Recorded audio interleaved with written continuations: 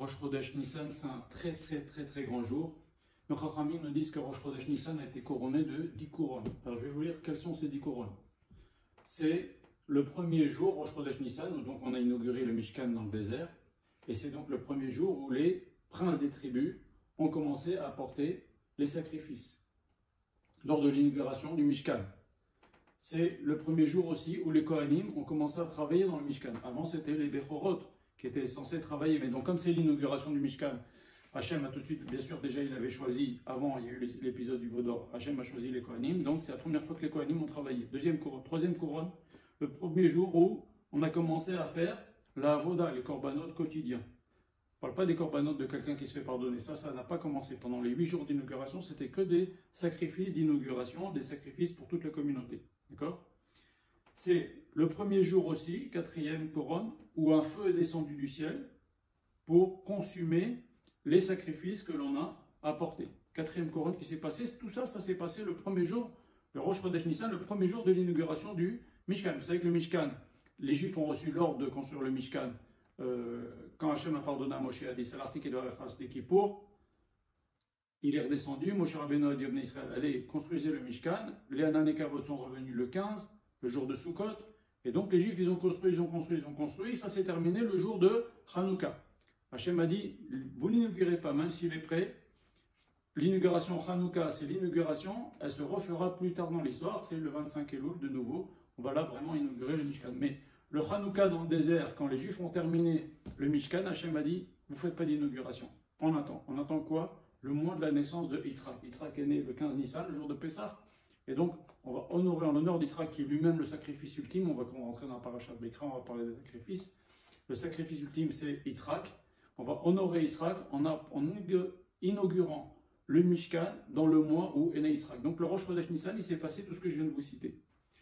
Cinquième couronne. Alors, 1, 2, 3, 4, 5. Sixième couronne.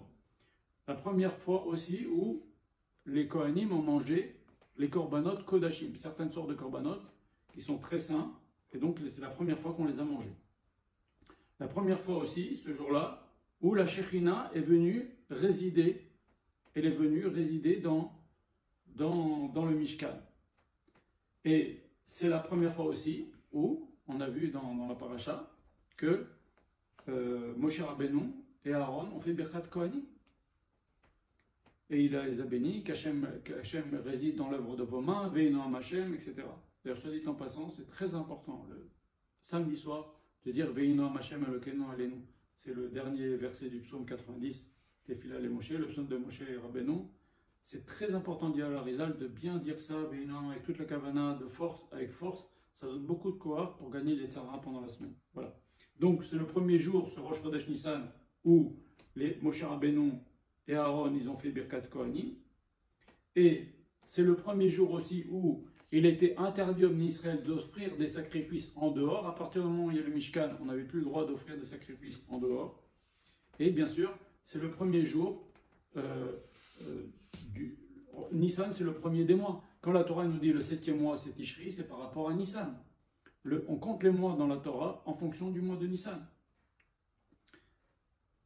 Et encore une chose aussi, Rosh Chodesh Nissan, selon l'opinion qui dit que le monde a été créé au mois de Nissan, et bien le Rosh Chodesh Nissan, c'était le début de la création du monde. Selon l'autre opinion, c'est le 25 Elul. Voilà. Alors ça, c'est aussi une chose. Maintenant, nos Chachamim nous disent que dans Rosh Hashanah, il y a marqué que Rosh Chodesh Nissan, c'est le jour où les rois, on compte une nouvelle année. Par exemple, un roi d'Israël est nommé roi un mois avant Rosh Chodesh Nissan. Ben, quand arrive Rosh Chodesh Nissan, on dit ça, il a déjà fait un an de royauté. C'est passé qu'un mois. Mais le cycle des années du roi d'Israël, c'est de Nissan en Nissan, de Nissan en Nissan. Même s'il a été nommé roi 3 jours avant Rosh Chodesh Nissan, à Rosh Chodesh Nissan, le lendemain, il est déjà dans sa deuxième année de royauté. Voilà. Maintenant, nos Chachamim nous disent, le Baal Shem Tov nous dit que c'est un jour où Akadosh Baruch Hu décide dans le ciel les positions de chacun. Position sociale, position communautaire, responsabilité de chacun. Au niveau des anges, au niveau des humains.